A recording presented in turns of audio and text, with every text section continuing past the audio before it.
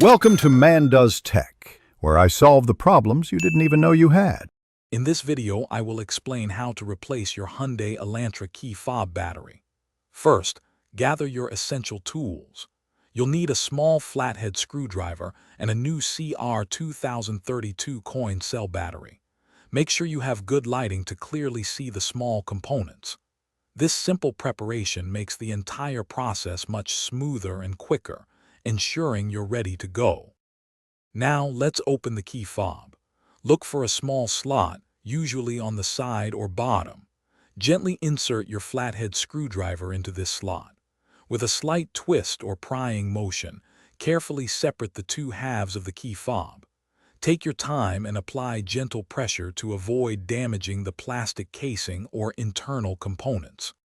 With the key fob open, you'll see the old battery. Notice its orientation before you remove it. Gently pry out the old CR2032 battery. Now, take your new CR2032 battery and insert it, ensuring the positive side faces the same direction as the old one.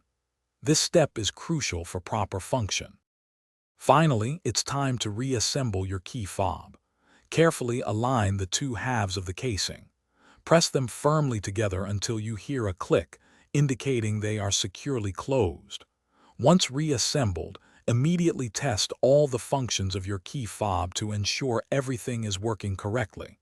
You're all set. Thanks for watching. If you found this helpful, don't forget to like and subscribe.